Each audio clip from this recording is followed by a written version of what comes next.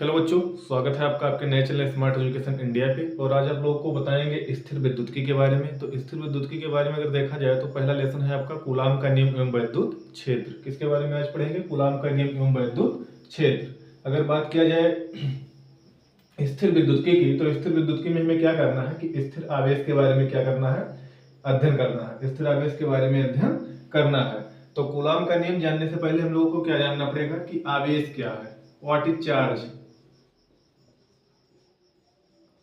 Charge किसे कहते हैं? चार्ज क्या है? चार्ज। तो किसी आवेश जो होता है वो किसी पदार्थ का क्या होता है? मौलिक गुण होता है। आवेश जो होता है किसी पदार्थ का क्या होता है? मौलिक गुण होता है। अर्थात किसी पदार्थ का वैद्युतमय हो जाना, किसी पदार्थ का वैद्युतमय हो जाना क्या कहलाता है? वैद्युत आवेश कहलाता है। अगर देखा जाए तो आवेश की खोज किसने की थी? फ्रैंकलिन ने की थी। आवेश की खोज किसने की थी? फ्रैंकलिन नामक वैज्ञानिक ने की थी। इन्होंने आवेश को क्या किया? दो भागों में डिवाइड किया। पहला पॉजिटिव अर्थात धनावेश, दूसरा क्या है? निगेटिव अर्थात ऋणावेश। धनावेश का मतलब क्या होता है? तो धनावेश की अगर बात किया जाए तो जब किसी पदार्थ से इलेक्ट्रॉन निकलते हैं, कोई पदार्थ इलेक्ट्रॉन को त्यागता है तो वो क्या होता है? धनावेश होता है। और जब कोई पदार्थ इलेक्ट्रॉन क्या करता है? ग्रहण करता है तो वो क्या होता है? ऋणावेश होता है। अगर इस तरह से देखा जाए तो इसे अगर देखा जाए तो धनी व्यक्ति वो होता है जो कर्जे को क्या क्या क्या करता है? देता है। और ऋणी व्यक्ति वो होता है जो क्या करता है? कर्जे को लेता है। तो आवेश कितने प्रकार के होते हैं? दो प्रकार के होते हैं, धन आवेश और ऋण आवेश। अगर देखा जाए तो आवेश को स्मॉल क्यू या कैपिटल क्यू से व्यक्त किया जाता है। आवेश को किससे व्यक्त किया जाता है? स्मॉल क्यू या कैपिटल क्यू से व्यक्त किया जाता है। आवेश जो होता है किसी पदार्थ में, आवेश किसके बराबर होता है? Ne के बराबर होता है। किसी पदार्थ में आवेश किसके बराबर होता है? Ne के बराबर होता है। जहां अगर देखा जाए तो Q क्या हो गया? Q हो गया आवेश। Q क्या हो गया? आवेश हो गया। N क्या हो गया? तो N को क्या कहेंगे? मुक्त इलेक्ट्रॉनों की संख्या।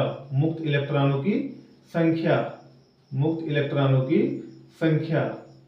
और यहां अगर देखा जाए E क्या है? तो E क्या है? इलेक्ट्रॉन है। E क्या है? इलेक्ट्रॉन। E क्या है? इलेक्ट्रॉन। अगर बात किया जाए इलेक्ट्रॉन की, तो इलेक्ट्रॉन का जो मान आया वो सबसे पहले अगर देखा जाए तो मिल्कन साहब ने दिया। इलेक्ट्रॉन पर आवेश किसने दिया? मिल्कन। किसने दिया? रॉबर्ट मिल्कन ने दिया। रॉबर्ट मिल्कन ने कैसे आवेश अर्थात इलेक्ट्रॉन के आवेश का मान का पता लगाया? तो इन्होंने क्या किया? तेल बूंद प्रयोग द्वारा सिद्ध किया। तेल बूंद प्रयोग द्वारा। किसके द्वारा? तेल बूंद प्रयोग द्वारा। किसके द्वारा? तेल बूंद प्रयोग द्वारा। तो क्या जानेंगे कि आवेश की खोज सबसे पहले किसने की? फ्रैंकलिन ने की। दो प्रकार का होता है आवेश, पॉजिटिव और निगेटिव। इसे कैपिटल क्यू या स्मॉल क्यू से व्यक्त किया जाता है। किसी पदार्थ में आवेश की जो मात्रा होती है क्यू बराबर Ne के क्या होती है? बराबर होती है। जहां क्यू क्या होता है? आवेश। N क्या होता है? नंबर ऑफ इलेक्ट्रॉन अर्थात मुक्त इलेक्ट्रॉनों की संख्या। और E क्या है? इलेक्ट्रॉन। अगर देखा जाए तो इलेक्ट्रॉन पर जो आवेश होता है उसकी खोज किसने की थी? तो रॉबर्ट मिल्कन ने की थी। किस आधार पे किया था? तो तेल बूंद प्रयोग के आधार पर क्या किया था? इस पे मतलब आवेश की खोज की थी। अगर देखा जाए तो इलेक्ट्रॉन पर जो आवेश होता है -1.6 इंटू 10⁻⁻19 कूलाम के क्या होता है? बराबर होता है। किसके बराबर होता है? 1.6 इंटू 10⁻⁻19 कूलाम के बराबर होता है। कूलाम जो होता है ये आवेश का मात्रक है। क्या है? आवेश का मात्रक। तो आवेश का मात्रक क्या है? कूलाम। आवेश का मात्रक क्या है? कूलाम। कूलाम। अब अगर देखा जाए तो आवेश का सबसे छोटा मात्रक, आवेश का सबसे छोटा मात्रक, छोटा मात्रक। तो छोटा मात्रक क्या है? जिसकी खोज सबसे पहले हुई थी वही क्या है? छोटा मात्रक है। अर्थात जिसने सबसे पहले इसकी खोज की, तो सबसे पहले इसकी खोज किसने की थी? फ्रैंकलिन ने की थी। किसने की थी? फ्रैंकलिन ने की थी। तो आवेश का सबसे छोटा मात्रक क्या हुआ? फ्रैंकलिन। अगर सबसे बड़े मात्रक की बात किया जाए तो आवेश का अगर देखा जाए तो सबसे बड़ा मात्रक क्या है? तो आवेश का जो सबसे बड़ा मात्रक है वो क्या है? फैराडे। क्या है? फैराडे। आवेश का सबसे बड़ा मात्रक क्या है? फैराडे। अब अगर देखा जाए तो फैराडे को हम किससे व्यक्त करते हैं? कैपिटल एफ से। किससे व्यक्त करते हैं? कैपिटल एफ से। अगर देखा जाए तो हमें क्वेश्चन में देखने को मिलेगा कहीं लिखा रहेगा म्यू एफ। म्यू एफ यानी माइक्रो फैराडे। इसका मतलब क्या होता है? Micro Faraday. और जो माइक्रो फैराडे जब लिखा हो उसे फैराडे में बदलने के लिए हमें क्या करना होगा? 10⁻⁻6 से गुणा करना रहेगा। अगर मान लो कहीं लिखा है नैनो फैराडे, तो नैनो के लिए अर्थात NF ऐसे लिखा है, तो मान लो नैनो कहीं लिखा है तो उसके लिए हमें क्या करना रहेगा, 10 टू पावर माइनस 9 से गुणा करना रहेगा। अगर मान लो कहीं में लिखा है पिको फैराडे, क्या लिखा है, पिको फैराडे लिखा है, अर्थात स्मॉल p और कैपिटल F लिखा हुआ है, तो इसका मतलब क्या करना पड़ेगा, पिको फैराडे के लिए, पिको फैराडे से फैराडे बदलने के लिए क्या करना होगा, 10 टू पावर माइनस 12 से गुणा करना होगा।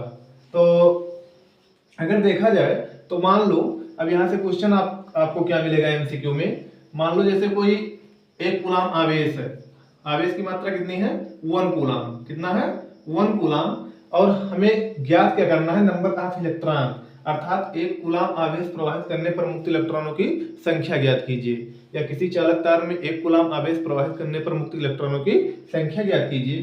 तो इस तरह से हमें ज्ञात करना है, तो क्या करेंगे, n इज इक्वल टू होगा Q अपान E, क्या हो जाएगा, Q अपान E, किस फार्मूले से लिया गया है, तो Q बराबर Ne से, Q बराबर Ne से। अगर देखा जाए तो यहाँ n, Q का मान कितना है 1, अगर यहाँ देखा जाए तो इसका मान कितना हो जाएगा 1.6 into 10 to power minus 19 coulomb, कितना हो जाएगा। अब अगर देखा जाए तो 19 यहाँ किस में है, माइनस में है, ऊपर जाएगा तो क्या हो जाएगा, प्लस में हो जाएगा। तो यहाँ हम क्या लिख सकते हैं, पॉइंट हटाए और यहाँ क्या बढ़ाए, 0 बढ़ा दिए, तो यहाँ हम क्या लिख सकते हैं, 10 अपान 10 इंटू 10 टू पावर प्लस 19, और यहाँ क्या हो जाएगा 16, ठीक। अगर इसे काटा जाए तो इसका आंसर आएगा 6.25 into 10 to power 18, 10 to power 18, ये क्या हो जाएगा, 1 कूलाम आवेश प्रवाहित करने पर मुक्त इलेक्ट्रॉनों की संख्या, ठीक। तो इसका एक स्क्रीनशॉट लीजिए और चलते हैं कूलाम के नियम की ओर।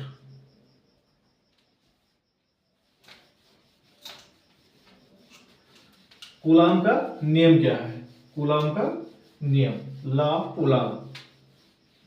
तो कूलाम का नियम वैज्ञानिक कूलाम ने दिया था, कूलाम का नियम किसने दिया था, वैज्ञानिक कूलाम ने दिया था। और इसमें इन्होंने क्या किया था, कूलाम का नियम, तो इन्होंने क्या लिया कि 2 आवेश लिया, क्या लिया, 2 आवेश लिया जो एक दूसरे से r दूरी पर रखे हैं। 2 आवेश मान लो यहाँ Q1 है, यहाँ क्या है Q2 है, यहाँ क्या है Q2, और ये दोनों एक दूसरे से स्मॉल r दूरी पर क्या है रखे हैं, अर्थात Q1 Q2 क्या है, 2 आवेश हैं, एक दूसरे से कितने दूरी पर रखे हैं, स्मॉल r दूरी पर रखे हैं। तो इनके बीच लगने वाले वैद्युत बल की गणना किस आधार पर किया जाता है, कूलाम के नियम के आधार पर। तो इनके बीच लगने वाला वैद्युत बल, तो इसमें वैज्ञानिक कूलाम ने क्या क्या कहा कि जो वैद्युत बल को किससे व्यक्त किया जाता है, कैपिटल F से, अर्थात दोनों आवेशों के बीच लगने किन्हीं 2 स्थिर, ये आवेश क्या होना चाहिए, स्थिर होना चाहिए, क्योंकि हम यूनिट क्या पढ़ रहे हैं, स्थिर विद्युतकी। स्थिर विद्युतकी में हमें क्या है कि जितने भी आवेश हैं वो क्या है, स्थिर अवस्था में है, अर्थात चलनशील अवस्था में नहीं है। तो इसमें वैज्ञानिक कूलाम ने क्या कहा कि किन्हीं 2 स्थिर बिंदु आवेश, किन्हीं 2 स्थिर बिंदु आवेश के बीच लगने वाला आकर्षण या प्रतिकर्षण बल, आकर्षण या प्रतिकर्षण बल दोनों आवेशों के गुणनफल के समानुपाती, दोनों आवेशों के गुणनफल के समानुपाती, अर्थात Q1 Q2 के क्या होता है, समानुपाती, तथा इनके बीच की दूरी के वर्ग के क्या होता है, व्युत्क्रमानुपाती होता है, इनके बीच की दूरी के वर्ग के व्युत्क्रमानुपाती होता है। तो इसे अगर देखा जाए तो समीकरण 1 मान लेंगे, इसे क्या मान लेंगे, समीकरण 2, और समीकरण फर्स्ट व सेकेंड से क्या हमें मिलेगा कि F जो होता है, F वो होगा समानुपाती Q1 Q2 बटा R स्क्वायर के, किसके समानुपाती होगा, Q1 Q2 बटा R स्क्वायर के। अब यहाँ अगर देखा जाए तो समानुपाती हटेगा तो यहाँ एक कांस्टेंट आएगा, अर्थात स्थिरांक आएगा, तो यहाँ स्थिरांक क्या आएगा, 1/4 पाई इप्सिलॉन, 1/4 पाई इप्सिलॉन के Q1 Q2 बटा R स्क्वायर, क्या आएगा, Q1 Q2 बटा R स्क्वायर। अब अगर यहाँ देखा जाए तो मान लो K क्या है, परावैद्युतांक, K क्या है, परावैद्युतांक, और मान लो ये निर्वात या वायु में रखा है, क्या कहाँ रखा है, निर्वात या वायु में, दोनों आवेश कहाँ रखे, निर्वात या वायु में रखे हैं। तो यहाँ यह बराबर क्या हो जाएगा, यह बराबर हो जाएगा 1/4 पाई इफ साइलेंट के, इफ साइलेंट, अब यहाँ के बराबर कितना हो गया, 1 हो गया। निर्वात वायु के लिए प्रवायुतांक क्या होता है, के का मान 1 होता है, और हो जाएगा Q1 Q2 बटा आर स्क्वायर। तो ये क्या हो गया, कूलाम का नियम। इसी को क्या कहते हैं, कूलाम का नियम। अब ये कूलाम का नियम होता क्या है कि लगने वाला वैद्युत बल जो होता है वो दूरी के वर्ग के क्या होता है, व्युत्क्रमानुपाती। अर्थात इसमें क्या होता है, अगर पूछा जाए कि कूलाम का नियम किन कारकों पर निर्भर करता है, तो किन कारकों पर निर्भर करता है, तो पहला है क्या कि दूरी के वर्ग के क्या होता है, व्युत्क्रमानुपाती होता है, और दोनों आवेशों के गुणनफल के क्या होता है, समानुपाती होता है। तो ये दो कारकों पर निर्भर करता है, किस पे, एक तो दूरी पे और दूसरा क्या है, आवेश पर। अब क्या होता है कि आवेश अगर समान है, आवेश क्या है, समान है, जैसे मान लो कि प्लस क्यू व प्लस क्यू आवेश है, तो समान आवेशों के बीच होता है प्रतिकर्षण। समान आवेशों के बीच क्या होगा, प्रतिकर्षण होगा। और मान लो माइनस क्यू व प्लस क्यू है, माइनस क्यू व प्लस क्यू है, तो असमान आवेशों के बीच क्या होता है, आकर्षण होता है। क्या होता है, आकर्षण होता है। अब अगर हमें यहां से देखा जाए तो मान लो यहाँ क्या है कि यहां से हमें इसका मान पता होना चाहिए। क्या पता होना चाहिए कि 1/4 पाई एप्सिलॉन का मान क्या होता है, 1/4 पाई एप्सिलॉन का मान क्या होता है। तो इसका मान हम कैसे निकालेंगे, तो हमें पता होना चाहिए कि 1/4 पाई एप्सिलॉन जो होता है वो होता है 9 × 10⁹ न्यूटन मीटर स्क्वायर प्रति कूलाम स्क्वायर। अब यहां से क्या पूछा जाएगा, या तो इसका मान पूछ लिया जाएगा, या इसका क्या पूछा जाएगा कि मतलब इसका मान पूछ लिया जाए मात्रक सहित। क्या पूछ लिया जाए, मान पूछ लिया जाए मात्रक सहित। तो इसका क्या होता है, 9 × 10⁹ न्यूटन मीटर स्क्वायर प्रति कूलाम स्क्वायर। अब यहां से देखा जाए तो यहाँ के लिए, अगर के देखा जाए तो के क्या है, प्रावैद्युतांक,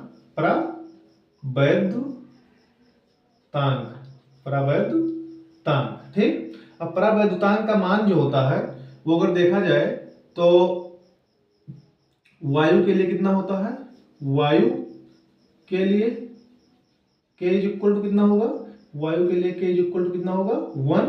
अगर यहां अगर देखा जाए तो कागज के लिए कितना हो जाएगा, K = 4, कितना हो जाएगा, 4। अगर यहां देखा जाए धातु के लिए, किसके लिए, धातु के लिए, तो धातु के लिए K का मान कितना होता है, अनंत होता है। कितना होता है, अनंत होता है। और बस इतना ही आपके बोर्ड में पूछा जाएगा। अगर अगला देखा जाए तो यहाँ एप्सिलॉन क्या है, एप्सिलॉन = तो क्या है, निर्वात या वायु की विद्युतशीलता। क्या है, निर्वात या वायु की विद्युतशीलता। क्या है, विद्युतशीलता। तो निर्वात या वायु की विद्युतशीलता को किससे व्यक्त किया जाता है, एप्सिलॉन नॉट या एप्सिलॉन 0 से व्यक्त किया जाता है। इसका अगर मान देखा जाए तो इसका मान, एप्सिलॉन का मान होता है 8.85 ×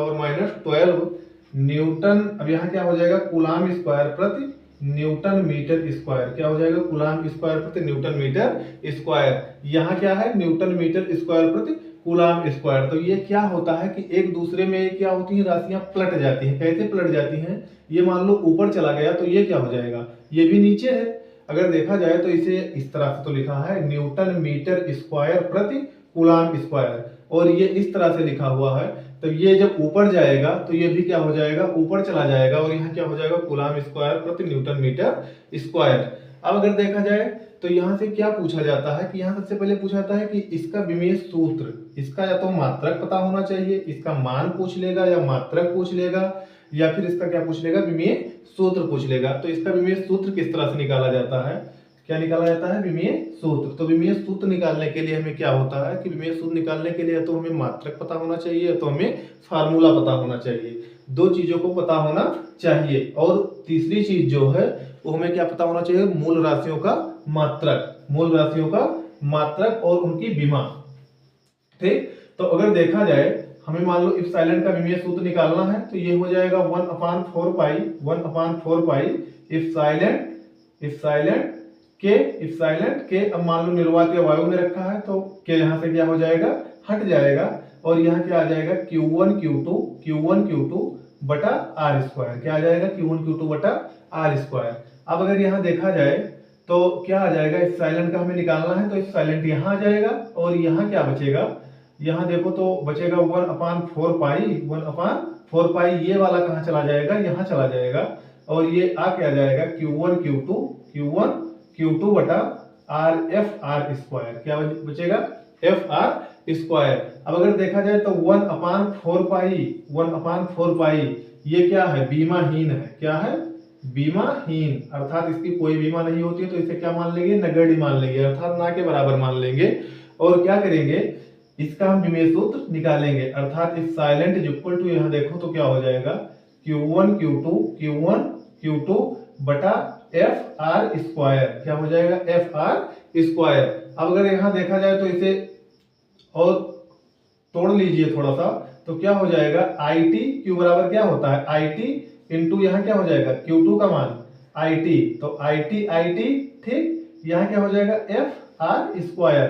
अब I का गुणा I में और T का गुणा T में, और ये अगले स्टेप में बन क्या जाएगा, बन जाएगा इप्सिलॉन का जो बनेगा ये बनेगा I square T square upon F R square. क्या हो जाएगा, एफ आर स्क्वायर। अब मान उठा के रख दो तो मूल राशियों का मान तुम्हें मान पता है कि इप्सिलॉन में अगर देखा जाए तो I को किससे व्यक्त किया जाता है, A से, तो A स्क्वायर हो जाएगा। T को किससे व्यक्त किया जाता है, T की विमा क्या होती है T, क्योंकि मूल राशि है तो इसका क्या हो जाएगा T स्क्वायर हो जाएगा।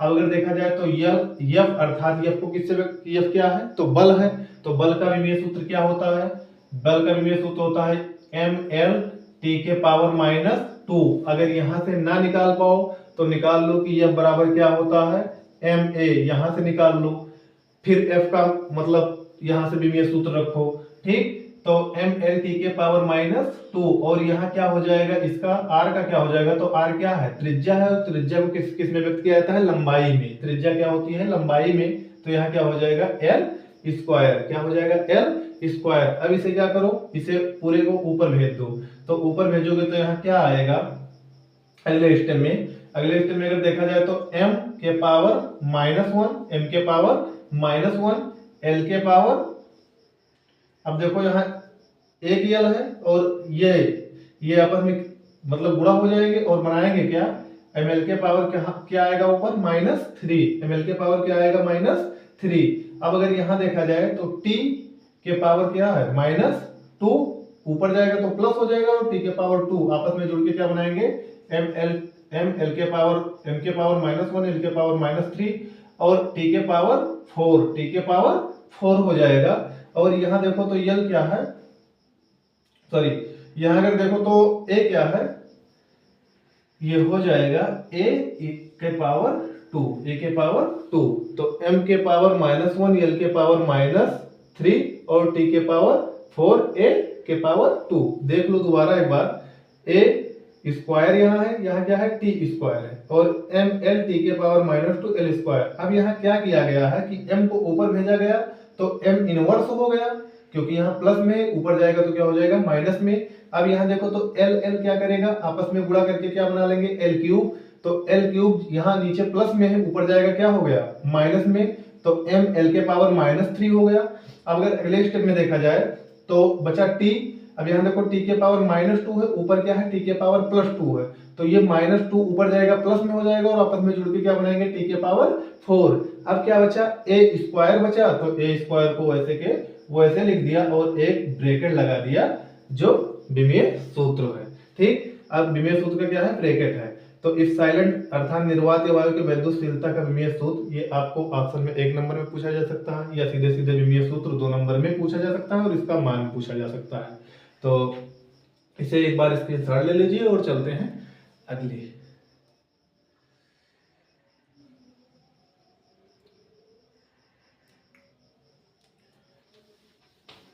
तो अगला हम लोग क्या पढ़ेंगे, वैद्युत क्षेत्र के बारे में। किसके बारे में, वैद्युत क्षेत्र के बारे में, इलेक्ट्रिक फील्ड, इंग्लिश में क्या कहते हैं, इलेक्ट्रिक फील्ड। वैद्युत क्षेत्र क्या है, अर्थात वैद्युत क्षेत्र अर्थात ये क्या है, वैद्युत क्षेत्र। तो मान लो कोई आवेश है, मान लो कोई क्या है, आवेश है। तो एक कोई आवेश रखा है, मान लो प्लस क्यू आवेश रखा है, इसके चारों ओर का वह क्षेत्र, किसी आवेश के चारों ओर का वह क्षेत्र जिसमें कोई अन्य आवेश, जिसमें कोई अन्य आवेश वैद्युत बल का अनुभव करे। क्या करे, किसी आवेश के चारों ओर का वह क्षेत्र जिसमें कोई अन्य आवेश वैद्युत बल का अनुभव करे, क्या कहलाता है, वैद्युत क्षेत्र कहलाता है। क्या कहलाता है, वैद्युत क्षेत्र कहलाता है। वैद्युत क्षेत्र जो होती है एक सदिश राशि है। क्या है, सदिश राशि है। सदिश राशि क्या होती है, तो सदिश राशि वह राशियां होती हैं जिनमें परिणाम के साथ साथ क्या होती है, दिशा होती है। परिणाम के साथ साथ क्या होती है, दिशा होती है। तो वैद्युत क्षेत्र क्या है, किसी आवेश के चारों ओर का वह क्षेत्र जिसमें कोई अन्य आवेश वैद्युत बल का क्या करे, अनुभव करे, उसे क्या कहते हैं, वैद्युत क्षेत्र, जो कि एक सदिश राशि है जिसे कैपिटल ई से व्यक्त किया जाता है, जिसे कैपिटल ई से व्यक्त किया जाता है। अगर देखा जाए तो फिर बात किसकी करेंगे, वैद्युत क्षेत्र की तीव्रता की। किसकी बात करेंगे, वैद्युत क्षेत्र की तीव्रता, वैद्युत क्षेत्र की तीव्रता, electric field intensity, electric field intensity, वैद्युत क्षेत्र की तीव्रता। वैद्युत क्षेत्र की तीव्रता की अगर बात किया जाए तो इसे देखा जाए तो किसी आवेश के चारों ओर का वह क्षेत्र जिसमें कोई अन्य आवेश वैद्युत बल का अनुभव करे, तो जिस वैद्युत बल का अनुभव करता है अर्थात ये F, और क्या हो जाएगा, F upon q not, Q not. अगर यहां देखा जाए तो वैद्युत क्षेत्र की तीव्रता का जो फार्मूला होता है वो क्या होता है, vector E is equal to vector F upon q naught. अब यहीं से हम क्या करेंगे, वैद्युत क्षेत्र की तीव्रता की परिभाषा निकाल लेंगे। कैसे निकाल लेंगे कि एकांक धन परीक्षण आवेश, एकांक धन परीक्षण आवेश पर, एकांक धन परीक्षण आवेश पर अर्थात क्यू नॉट को, अर्थात क्यू नॉट को क्या मान ले, 1 मान ले। क्या मान ले, 1 मान ले, अर्थात 1 कूलाम मान ले। क्या मान ले, 1 कूलाम मान ले। तो एकांक धन परीक्षण आवेश पर लगने वाला वैद्युत बल, एकांक धन परीक्षण आवेश पर लगने वाला वैद्युत बल जो होता है वो किसके बराबर होता है, वैद्युत क्षेत्र के क्या होता है, बराबर होता है। वैद्युत क्षेत्र के क्या होता है, बराबर होता है। अब अगर देखा जाए तो इसका अगर इसके मात्रक की बात किया जाए तो इसका मात्रक क्या होगा, न्यूटन प्रति कूलाम, न्यूटन प्रति कूलाम। क्या होगा, न्यूटन प्रति कूलाम, या इसी को क्या कहा जाता है कि वोल्ट प्रति मीटर। इसी को क्या कहेंगे, न्यूटन प्रति कूलाम को ही क्या कहा जाता है, वोल्ट प्रति मीटर। तो इसका दोनों मात्रक याद रखिए एमसीक्यू के लिए कि वैद्युत क्षेत्र की तीव्रता का मात्रक क्या होता है, न्यूटन प्रति कूलाम या वोल्ट प्रति मीटर। अब अगर देखा जाए तो क्यू नॉट क्या है, अर्थात क्यू नॉट क्या है, तो क्यू नॉट क्या है, क्यू नॉट एक धन परीक्षण आवेश है। क्या है, धन परीक्षण आवेश है। अब धन परीक्षण आवेश अर्थात ये एक प्रकार का काल्पनिक आवेश है। कैसा आवेश है, काल्पनिक आवेश है। इसका मतलब ना कोई अपना वैद्युत क्षेत्र होता है, ना ही ये किसी अन्य आवेश पे क्या करता है, अपना प्रभाव दिखा पाता है। ठीक, तो धन परीक्षण आवेश क्या है, ये एक प्रकार का काल्पनिक आवेश है। ना ही इसका कोई वैद्युत क्षेत्र होता है, ना ही ये किसी आवेश पर अपना प्रभाव दिखा पाता है। तो वैद्युत क्षेत्र के बारे में जान चुके हम लोग और वैद्युत क्षेत्र की तीव्रता के बारे में जान चुके, और इसका एक स्क्रीनशॉट लीजिए और चलते हैं अगले, वैद्युत क्षेत्र की तीव्रता। तो क्या करेंगे हम, अगला हेडिंग क्या है, किसी बिंदु आवेश के कारण उत्पन्न वैद्युत क्षेत्र की तीव्रता का व्यंजक। किसी बिंदु आवेश के कारण उत्पन्न वैद्युत क्षेत्र की तीव्रता का व्यंजक। अगला क्या पढ़ेंगे, किसी मान लो कोई बिंदु आवेश है, किसी बिंदु आवेश के कारण, बिंदु आवेश के कारण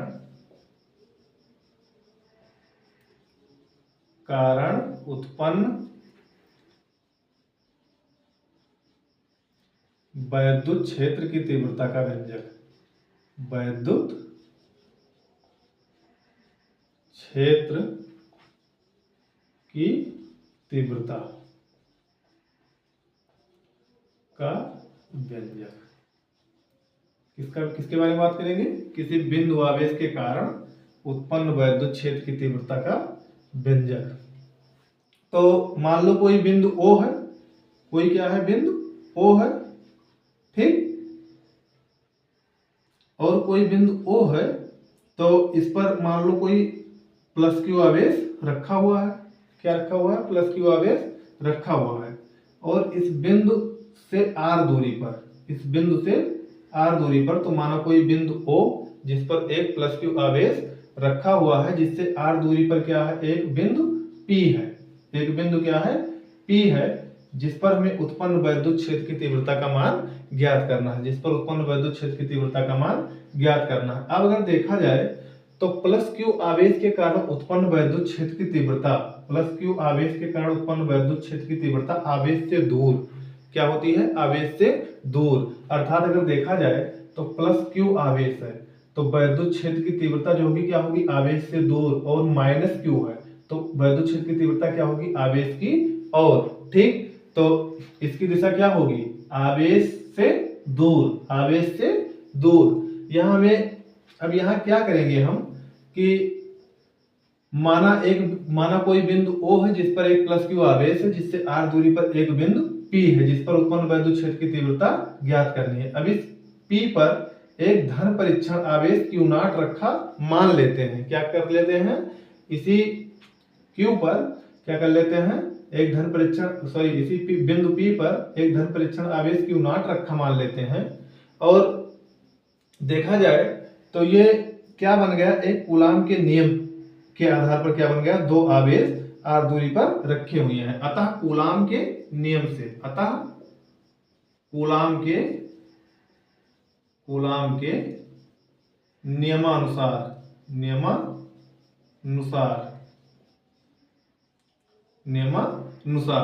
अतः कूलाम के नियमानुसार, ठीक। क्या है कूलाम का नियम? F is equal to 1/4 pi epsilon, ठीक। मान लो ये क्या कहाँ रखा है? निर्वात या वायु में रखा है, तो K का मान कितना हो गया? 1 हो गया। और Q नॉट बटा R², ठीक। इसे क्या कर लेंगे? मान लेंगे समीकरण नंबर फर्स्ट। अब हमें पता है वैद्युत क्षेत्र की परिभाषा से, वैद्युत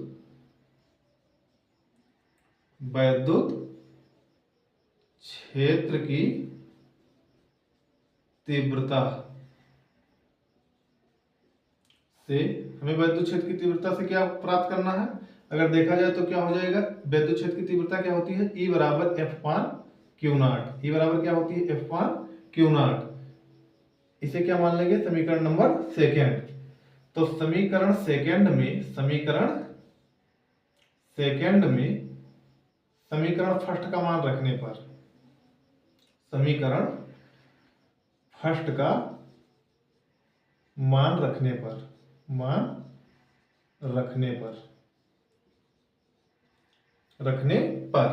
तो मान रखेंगे तो क्या हो जाएगा कि E is equal to F के स्थान पर F का मान कहां से रखेंगे? समीकरण 1 से।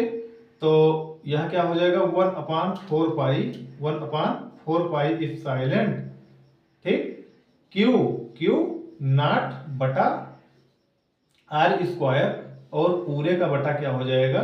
Q0। पूरे का बटा क्या हो जाएगा? Q0, ठीक। Q0 से क्या हो गया? Q0 कट गया और बचा क्या? E is equal to 1/4 pi epsilon Q बटा R²। क्या हो जाएगा? Q बटा R²। तो किसी बिंदु आवेश के कारण उत्पन्न वैद्युत क्षेत्र की तीव्रता क्या होती है? E is equal to 1/4 pi epsilon Q बटा R²। अब अगर देखा जाए तो ये किन कारकों पर निर्भर करता है? तो वैद्युत क्षेत्र की तीव्रता जो होती है वो आवेश के लिए क्या होती है? समानुपाती। वैद्युत क्षेत्र की तीव्रता भी क्या होती है? किसी आवेश के समानुपाती होती है, तथा उसके बीच की दूरी के क्या होती है? वर्ग के व्युत्क्रमानुपाती होती है। उसकी दूरी के वर्ग की क्या होती है? व्युत्क्रमानुपाती होती है। अगर मान लो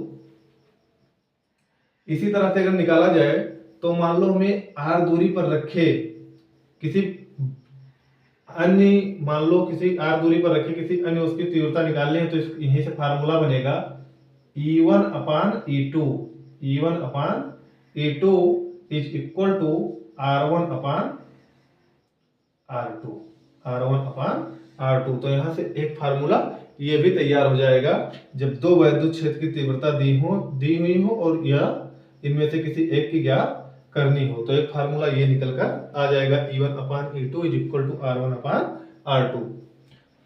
तो इसका एक स्क्रीनशॉट लीजिए और चलते हैं आगे।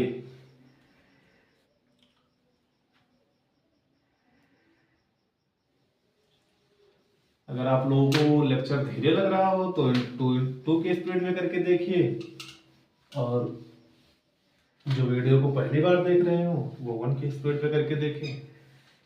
कहीं भी अगर ना समझ में आ रहा हो तो उसे कमेंट में बताएं। अगर अगले की बात किया जाए तो सबसे पहले हमें क्या जानना होगा, वैद्युत द्विध्रुव। किसके बारे में अगले हम जानेंगे, वैद्युत द्विध्रुव, द्विध्रुव तथा वैद्युत द्विध्रुव आघूर्ण, तथा वैद्युत द्विध्रुव आघूर्ण। किसके बारे में जानेंगे, वैद्युत द्विध्रुव तथा वैद्युत द्विध्रुव आघूर्ण के बारे में जानेंगे। तो सबसे पहले जानते हैं किसके बारे में, वैद्युत द्विध्रुव के बारे में। तो वैद्युत द्विध्रुव क्या होता है, तो परिणाम में समान तथा प्रकृति में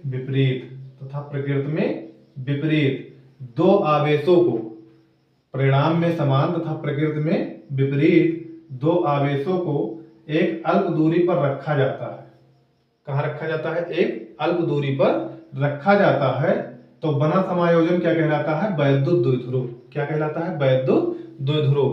परिणाम में समान तथा प्रकृति में विपरीत जब दो आवेशों को एक अल्प दूरी पर रखा जाता है। दोनों आवेशों के बीच की अल्प दूरी कितना हम माने हैं, 2l माने हैं, अर्थात दोनों आवेशों को एक अल्प दूरी पर रखा जाता है। तो बना समायोजन क्या कहलाता है, वैद्युत द्विध्रुव कहलाता है। क्या कहलाता है, वैद्युत द्विध्रुव। अगर देखा जाए तो यहाँ पूरी लंबाई कितनी है, 2l है, तो ये लंबाई क्या हो जाएगी, l, ये लंबाई क्या हो जाएगी, l।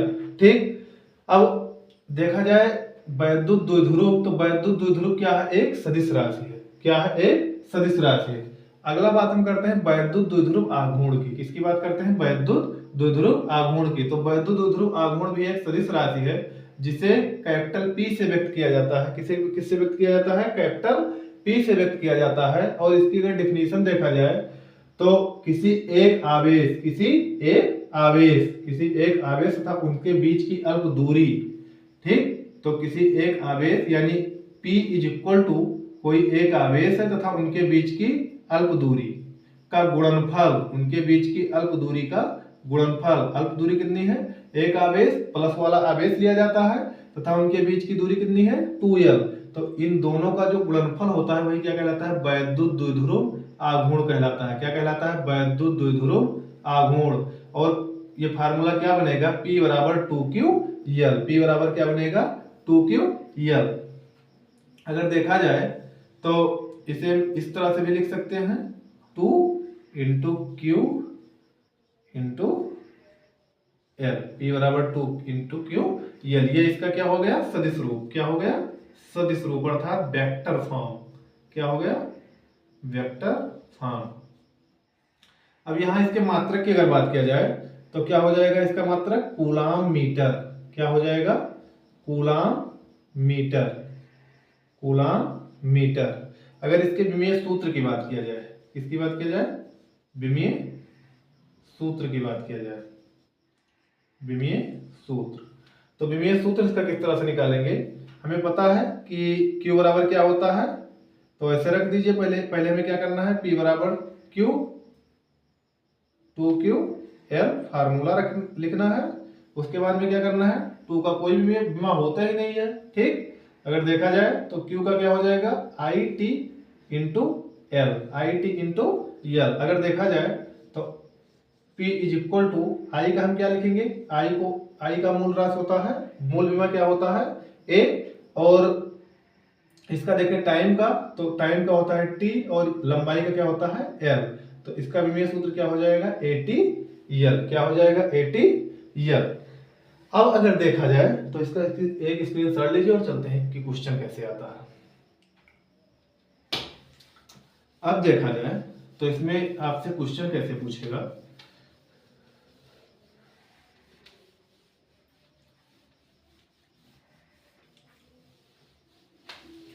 क्वेश्चन कैसे पूछेगा,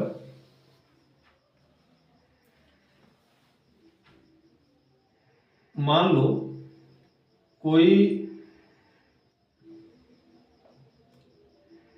लो यहां पर कोई इलेक्ट्रॉन है, किसी इलेक्ट्रॉन से r दूरी पर या इलेक्ट्रॉन से 6 सेंटीमीटर दूरी पर, 6 सेंटीमीटर दूरी पर एक बिंदु P है, एक बिंदु क्या है P है, और इस पर हमें क्या ज्ञात करना है, किसी इलेक्ट्रॉन से 6 सेंटीमीटर की दूरी पर एक बिंदु P है जिस पर हमें क्या ज्ञात करना है, वैद्युत क्षेत्र की तीव्रता ज्ञात करनी है। क्या ज्ञात करना है, वैद्युत क्षेत्र की तीव्रता ज्ञात करनी है। तो इस तरह से क्वेश्चन पूछा जाए तो इसको हम कैसे हल करेंगे, तो हमें पता है कि E बराबर क्या होता है 1/4 पाई इप्सिलॉन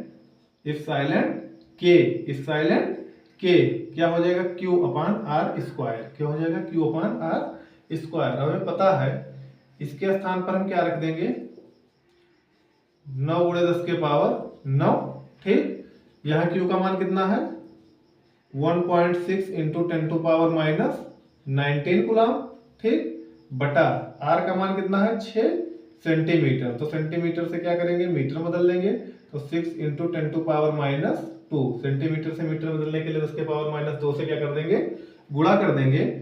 और देखा जाए तो यहाँ क्या हो जाएगा 3 × 3 = 9, 3 दूनी 6, अगर देखा जाए तो 2 × 1 = 2 और कितना आएगा 0.8, कितना आएगा 0.8। अब 0.8 यानी E इज इक्वल टू इसका गुणा मल्टीप्लिकेशन करवा देंगे तो 8 × 3 = 24, 8 × 3 = 24 के 4, और यहां देखा जाए तो 3 शून्य 0, तो कितना हो जाएगा 2.4, कितना हो जाएगा 2.4 × 10⁻⁻17, कितना हो जाएगा 10⁻⁻17। 17 कैसे हो गया, यहाँ 2 जो था वो माइनस में था, ऊपर गया क्या हो गया प्लस में हो गया। तो मान लो किसी का हम 19 रुपया उधार है, मान लो बाकी है, और उसका 2 रुपया दे तो कितना बचा 17 रुपया बचा। इसका मात्रक क्या होता है वोल्ट प्रति मीटर, क्या होता है वोल्ट प्रति मीटर। तो पहले इसे देखिए और इस पे सवाल लगाइए और कमेंट कीजिए। आगे हम पढ़ाएंगे आप लोगों को अक्षीय और निरक्षीय स्थिति में उत्पन्न वैद्युत क्षेत्र की तीव्रता, अक्षीय और निरक्षीय। कल की क्लास किसके लिए होगी, अक्षीय और निरक्षीय। बोर्ड के हिसाब से ये वेरी इंपॉर्टेंट टॉपिक है। इस चैप्टर में अगर पूछा जा सकता है तो अक्षीय और निरक्षीय या वैद्युत द्विध्रुव आघूर्ण या वैद्युत बल आघूर्ण पूछा जा सकता है। यही 2-3 क्वेश्चन इस चैप्टर से पूछे जा सकते हैं। एमसीक्यू में अगर देखा जाए तो एमसीक्यू में इप्सिलॉन का मान पूछा जा सकता है और 1/4 पाई इप्सिलॉन का मान पूछा जा सकता है, उसका विमीय सूत्र पूछा जा सकता है इप्सिलॉन का। तो आज के लिए इतना ही। जय हिंद, मिलते हैं फिर अगली क्लास में।